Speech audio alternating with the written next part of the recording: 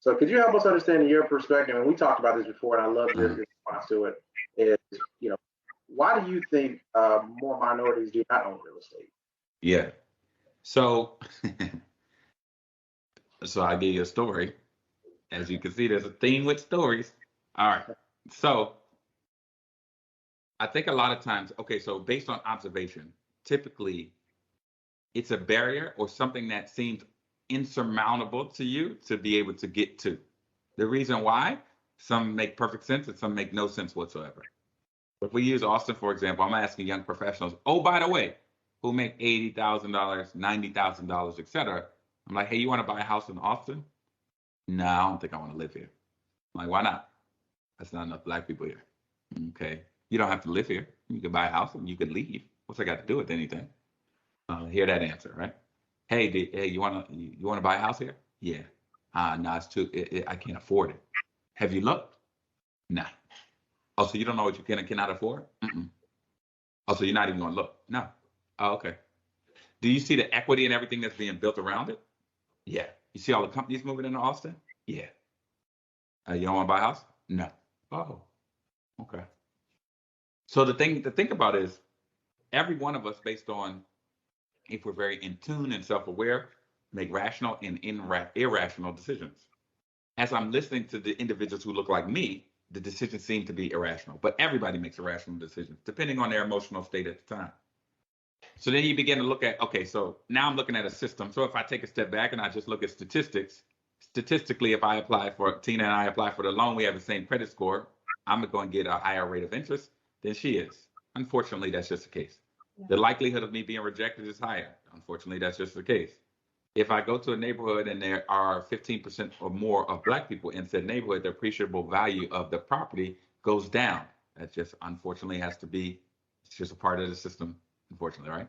Zoning in terms of where we live, right? And how things have been traditionally zoned. Zoning literally was made on the basis of you live over there and we live over here. It is no more cut and dry than that.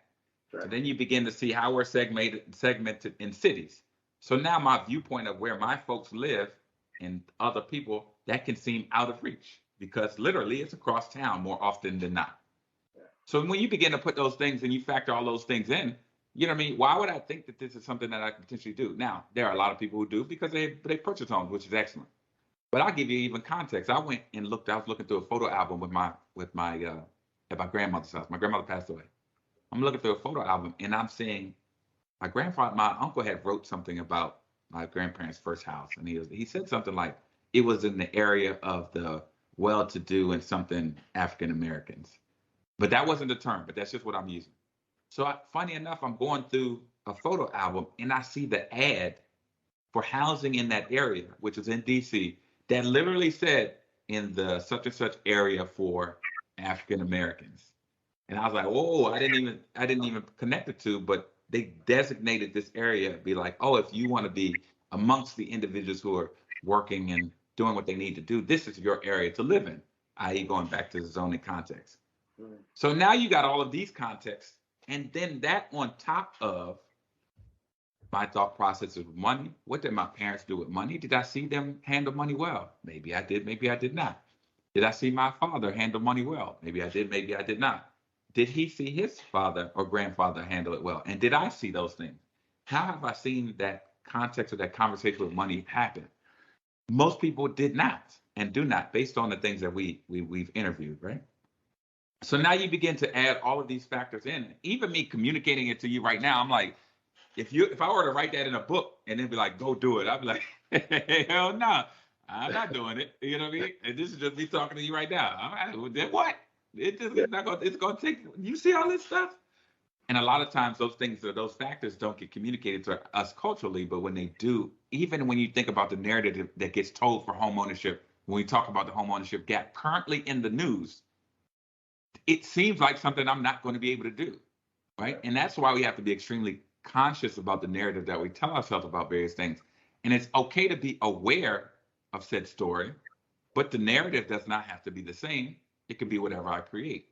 Yeah. And so it's almost saying like, if we try out for a team or anything else, if we bring it down to a smaller level, like a micro level, You're like, you're not gonna make it to the team unless you practice. It's like your parents telling you that, like your baseball swing not too good right now. So you got to get in the batting cage. You're gonna have to practice a little bit. Like, yeah, I don't know, Dad. You know what I mean? But if I really want to do it, I'm going to do it, right? And I practice that thing, and I get to it. But at some point in time, it seemed like something that I couldn't do until I make the team, and then I feel good about myself, and then maybe I'm an all-star, maybe I'm not. But the point being is like these things seem very insurmountable, and paying attention to the narratives that we get told about home ownership make it seem even more like something that we cannot do. So stepping into it, going back to that conversation about habits, stepping into this thing doesn't seem like it'll take me 2 minutes. It seems like something that I'm never going to be able to do. And there aren't enough stories that show me that, oh yeah, this person did it, that person did it, this person did it. Because more often on the news, you see something about an appraisal or something that got flipped and the house was under appraised. And when they changed the pictures on the wall from maybe an African American to something of a different culture, that they're those things, if I keep those things mentally, then I'm like, nah, I'm good. I'm not.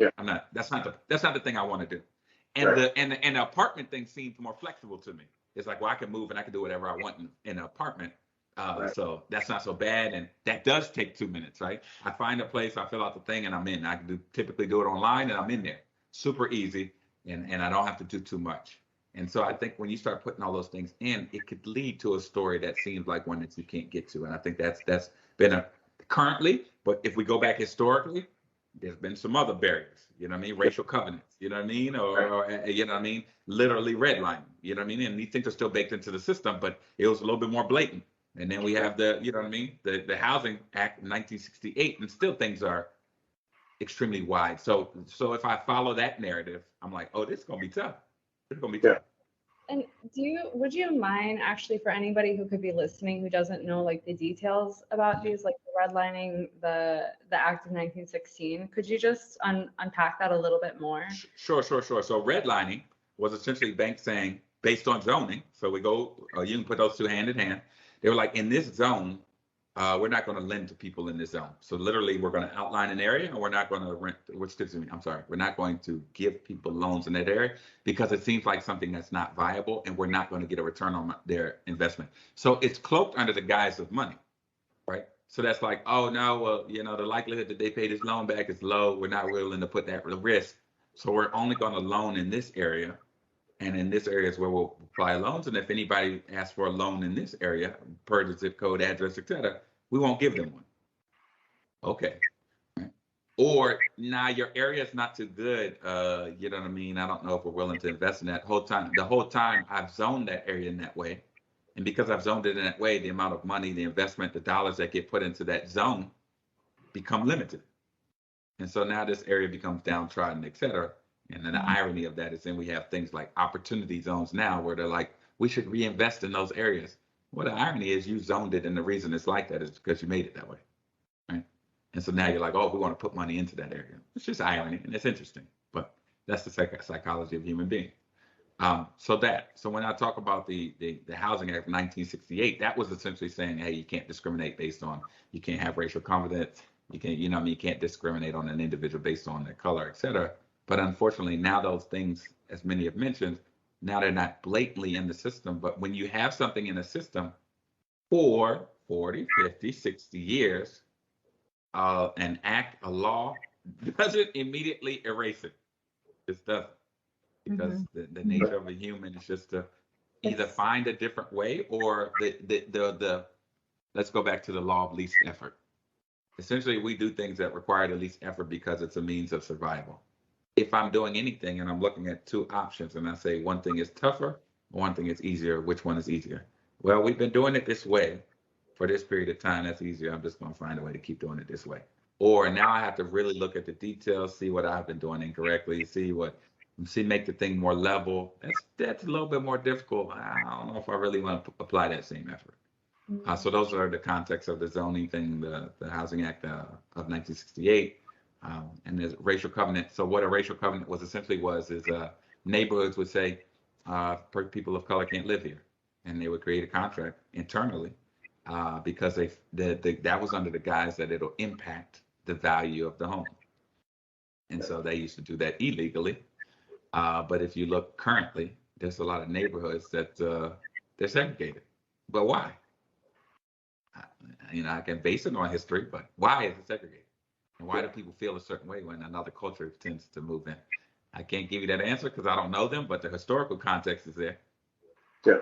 And I think that taps into a little bit two concepts that I think about, right? Is the trust and failure, right? So when I say trust and failure, it's, like you said, when your parents you were purchasing a home, you would call your parents and say, hey, should I add this thing, right?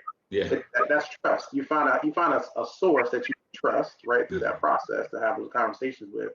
And then when I think about failure, it's a lot of the pre-purchase failures, right? So let's say I go to the bank today and I get denied a loan, right? Majority of, I know, individuals I've had conversations with, they'll quit, right? They're like, I got denied, this one credit union denied me, so I'm done. I'm going back to renting, right? But it's like, you wouldn't do that if you were riding a bicycle, right? You would get back up, you would continue to do it again and again and again, because at the end of the day, it only takes one, right? It only takes one institution. Okay, we're going to provide you a loan to give you that opportunity. So that's why I bring those two things in, right? It's trust and failure. And I think that's where we have an opportunity to close that gap. Absolutely. Why we can spread our messages, the more we can impact, right? To reduce the trust and failure that's impacting specifically minority communities, but not just minorities overall, but everybody, right? Anybody who has those two issues. But even what you're saying, I think it like what it boils down is to support. So if I go to something and I get rejected, because we're gonna get rejected by something at some point in time, whether it's the little girl you're trying to go on a date with, or whether it's you trying to get a loan, at some point in time you're gonna get rejected. The thing is what you do with it, and it's also the support. So if I go to school and something bad happens, I go home, I'm like, Mom, I asked Susie out, and she, she said no, and your mother, I'm like, it'll be okay. You know what I mean? There'll be other people in life, and you'll be fine. But if you don't have that support, you go into the bank and somebody's like, your loan's denied. You don't have a reason why. Typically, people don't give you good reasons, or they may not give you, depending on who it is. You don't feel supported in said process. The likelihood that you go to it again is very low. If you do feel supported in that process and somebody's like, hey, you got denied for the loan, but I'm telling you, you only but a hop, skip, and a jump away. It's these two things. If you're able to adjust it, and it's not that difficult, come talk to me on Tuesday. We're going to walk through it. And I'm going to see what we can do. That's just customer satisfaction, right? And if you delve into your customers in that manner, and that person becomes successful, what are they going to do? Not only are they going to tell someone else, but the likelihood that that person continues to do business with you is extremely high. So you know what I mean. When you look at that in terms of context clues and how people move, sometimes the thought process, it can't be that. Sometimes I feel like it has to be a viral rejection of that. The reason why I'm saying that is because if you know customer service, if there's an unsegmented or part of the market that you haven't tapped into, why would you not try to reach it? But that goes back to the thought process of, does that seem like something I could do? Does it seem like something I can easily do? And if it does not, I'll stay in my lane because I'm already making money, whatever the case may be. But if we're looking at just customer satisfaction in general, I think where you dig into it a little bit deeper is getting an understanding of each culture and the things that they have walked through in order to get to where they currently are, and then modifying a product that suits said culture. That doesn't mean it's discriminatory. It means you're aware of the things that this individual group of people, et cetera, have gone through. It is not going to apply to every single person, but you are aware and you can cater something to them. And the likelihood that it's more successful because it is catered to the individuals, to me, is higher. You know what I mean? If I know your context of your family and I talk to you in that manner, we relate in a manner that maybe you don't somewhere else, the likelihood you stick to me is high. So, I think human psychology plays a lot in dealing with that. And when we create products for individuals to be successful, you're aware of the cultural differences and how that can impact someone, and don't gloss over things that could be in the system currently and could inhibit somebody from taking that walk. Because ultimately, we want them to be homeowners. It's beneficial for the whole community. Right. Absolutely.